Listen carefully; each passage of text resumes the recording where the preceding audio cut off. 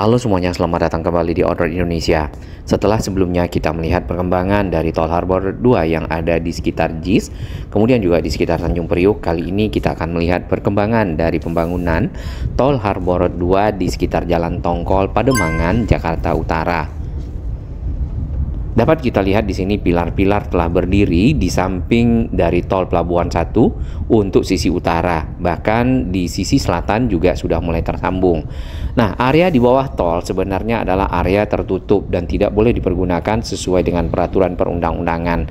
Namun yang kita lihat di sini memang bagian bawah tol ya itu dipergunakan untuk berbagai macam termasuk berdagang dan lainnya. Kemudian yang akan kita lihat ke depan itu adalah perkembangan dari pembangunan Tol Harbor 2 yang ke arah Simpang Susun Pluit, karena memang Tol Harbor 2 ini akan menghubungkan langsung Ancol Timur di sekitar JIS termasuk Tanjung Priuk ke arah Pluit tanpa ada interchange ataupun off-ramp on-ramp di sisi tengahnya. Nah, Pluit sendiri simpang susunnya akan seperti ini ya, dimana sebelumnya untuk arus kendaraan yang dari arah bandara itu memiliki pilar paling tinggi dibandingkan dengan layang yang lainnya ke arah tol dalam kota. Nanti dari arah tol dalam kota menuju ke arah Tol Harbor 2 itu memiliki pilar yang lebih tinggi lagi dibandingkan dengan layang Tol Harbor 2 ke arah bandara dan sebaliknya, atau yang tadi dari arah bandara ke tol dalam kota. Jadi simpang susun Pluit di sini akan agak lebih rumit ya dibandingkan dengan sebelumnya, tinggal mengikuti petunjuk-petunjuk arah. Perjalanan pemantauan kita mulai dan kita lanjutkan dari arah Gunung Sahari, sisi ujungnya ada flyover Jalan RE Marta Dinata ke arah Alexis, nanti kita akan menuju ke Jalan Lodan. Tampak di bagian samping, sebenarnya di bagian bawah itu sudah ada area ataupun lahan yang ditutup.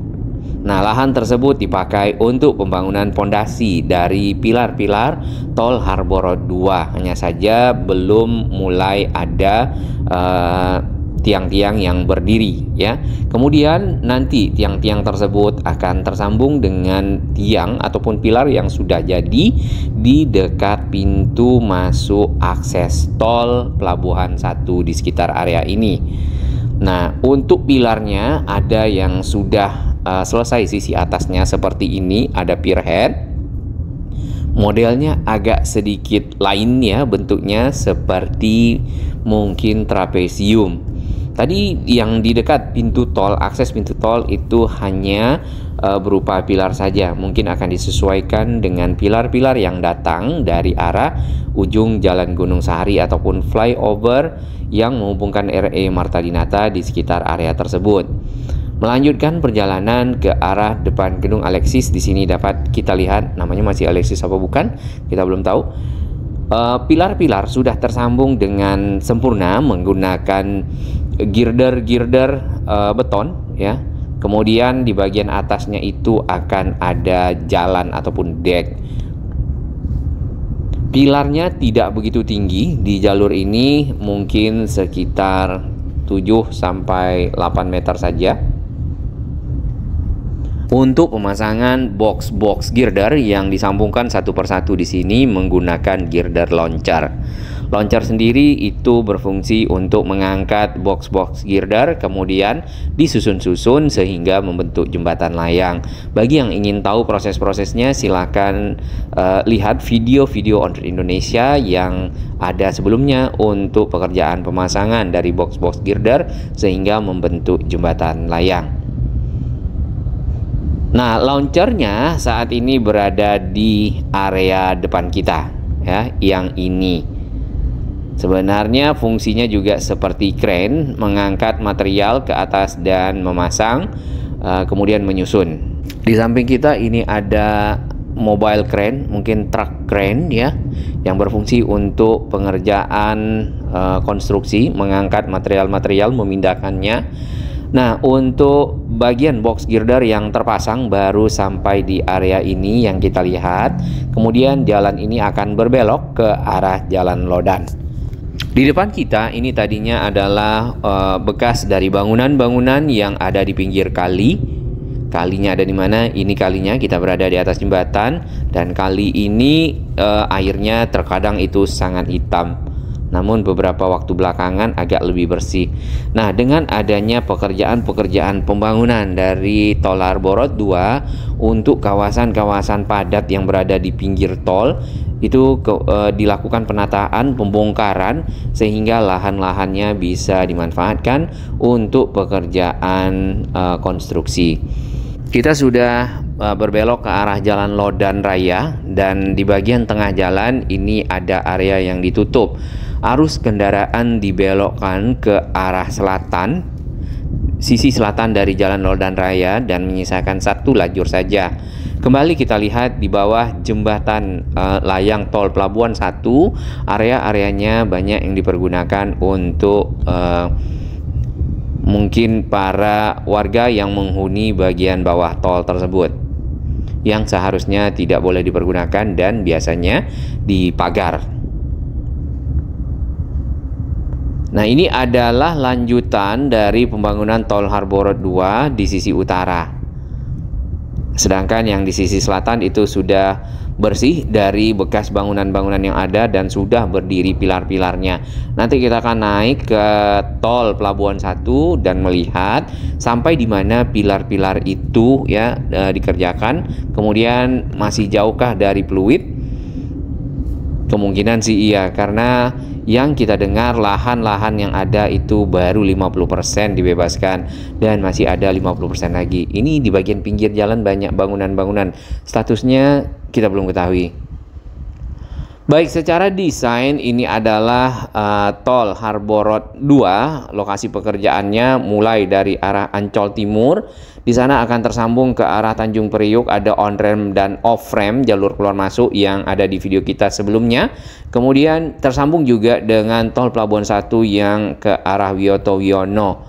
Dari situ sampai ke Simpang Susun Pluit ya di sisi nomor 2. Di sana tadi ada berbagai macam flyover nantinya, layang yang berbelok satu sama lain saling bertindihan ya, tapi tentu ada jarak sehingga bisa dilewati oleh kendaraan.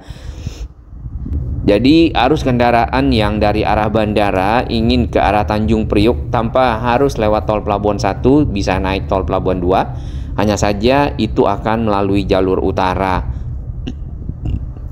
Nah, jalur utara ini belum akan difokuskan pengerjaannya di tahun ini. Sedangkan yang akan dikejar terlebih dahulu adalah sisi selatan. Berarti arus kendaraan yang dari arah Tanjung Priuk menuju ke arah Pluit. Berarti itu adalah arus kendaraan biasanya pagi hari.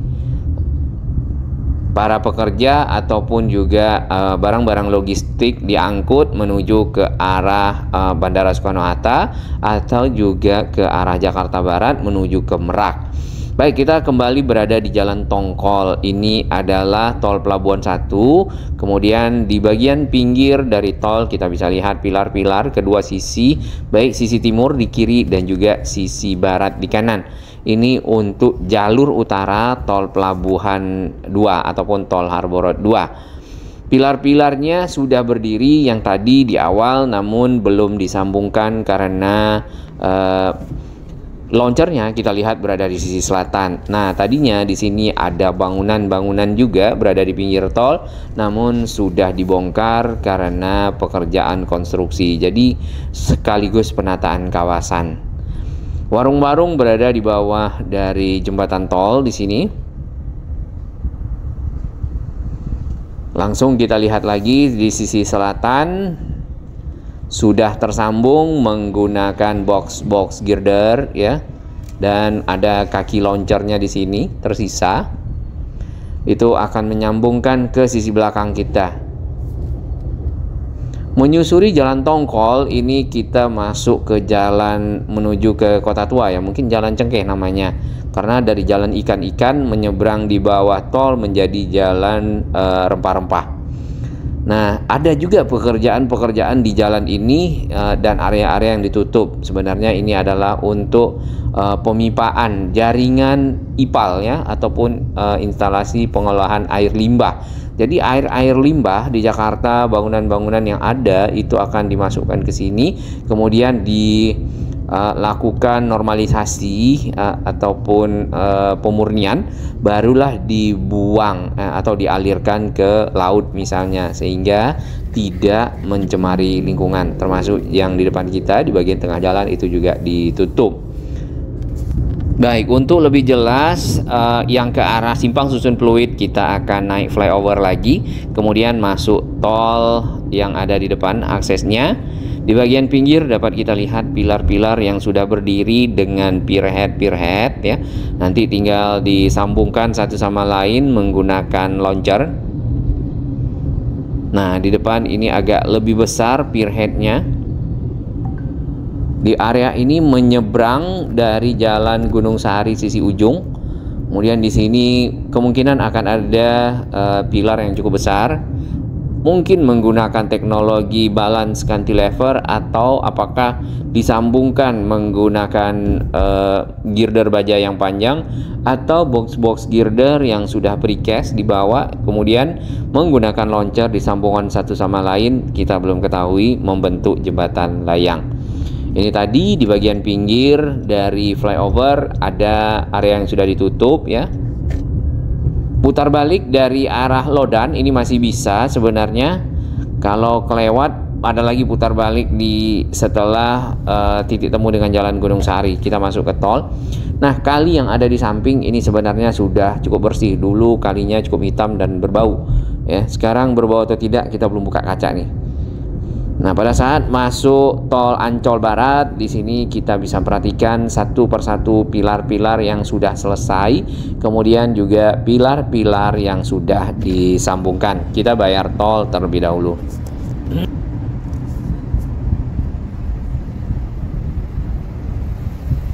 Akses tol yang ada di sini bahkan berada di atas air ya, pilar-pilarnya.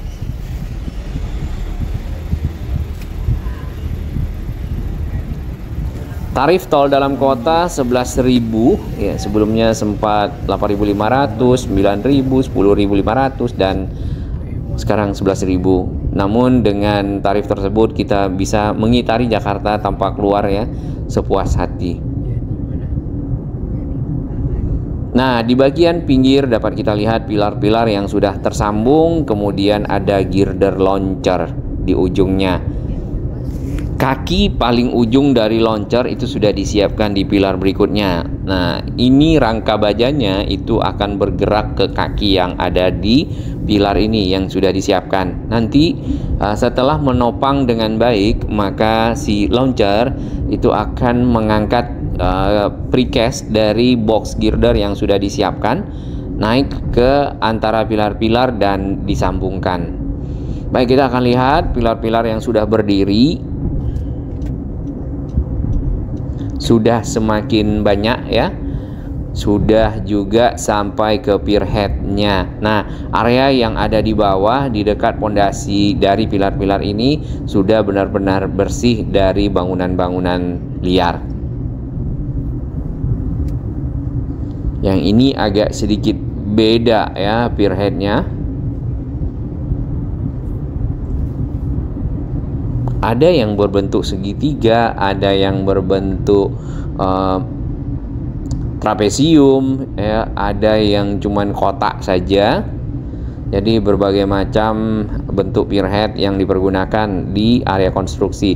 Di bagian bawah dapat kita lihat kepadatan dari bangunan-bangunan yang berada di sekitar pilar-pilar tersebut sudah jauh berkurang ya, dikarenakan area pondasi itu dibebaskan dan ditertibkan sehingga proses konstruksi dapat berlangsung.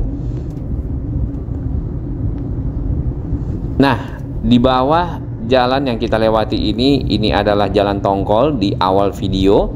Dan kita bisa lihat pilar di sisi utara yang sudah mulai selesai, serta ada pilar-pilar yang sudah disambungkan dengan box-box girder di sisi selatan. Bahkan launchernya juga ada di ujung ini, siap bekerja untuk menyambungkan lagi ke pilar berikutnya. Jadi Tol Harbor Road 2 sekalian penataan kawasan padat yang berada di pinggir tol. Kita lihat lebih dekat, ini off-ramp ataupun jalur keluar ke arah Sunda Kelapa atau juga ke arah Glodok ya.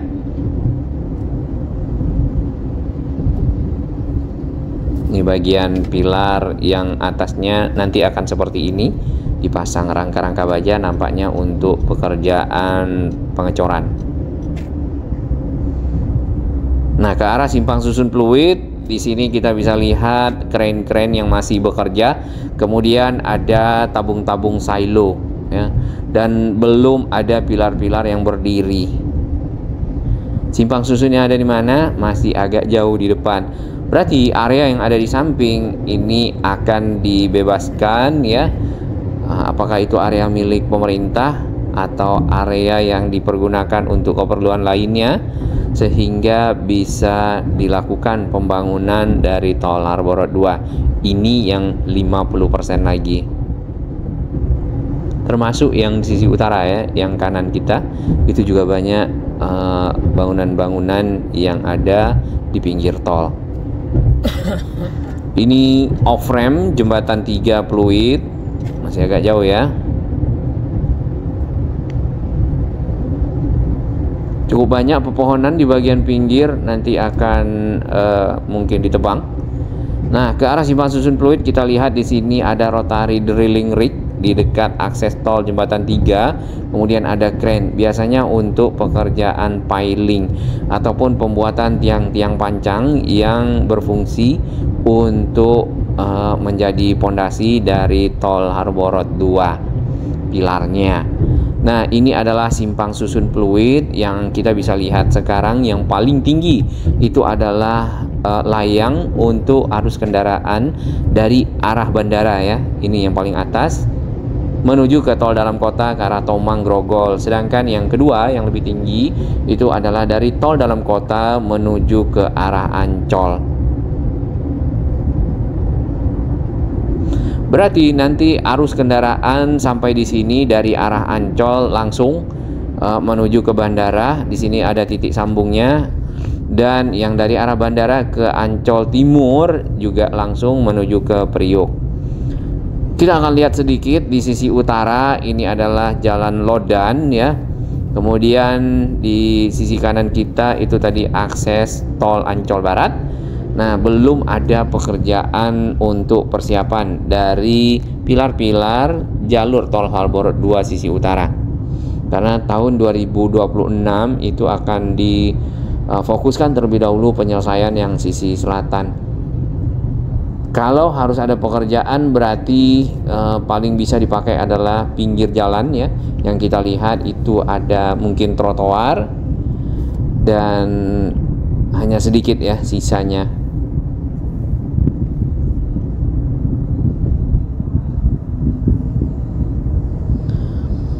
Lalu kawasan yang ada di depan itu masuk dalam kawasan Ancol. Apakah pembebasan lahannya juga mungkin perlu koordinasi yang lebih panjang ya, atau bagaimana, kita belum ketahui yang untuk sisi utara. Harusnya putar balik di sini untuk masuk ke tol Ancol Barat. Kalau misalnya telat ya, bisa putar di depan lagi. Setelah menyeberang nanti ada traffic light ujung Gunung Sahari. Dan di sana bisa lurus RE Marta Dinatanya, kemudian menjelang ke arah flyover dari timur ya, itu ada putar balik. Baik, kurang lebih begitu untuk keseluruhan Tol Harbor Road 2 ya. Diharapkan tol ini dapat membantu mengurangi beban lalu lintas kendaraan di Tol Pelabuhan 1 yang sangat padat di sore hari untuk arah timur dan sangat padat di pagi hari untuk arah barat. Bahkan terkadang bisa padat keduanya, apalagi kalau ada ketersendatan dwelling time bongkar muat di Pelabuhan Tanjung Priok. BMW X1.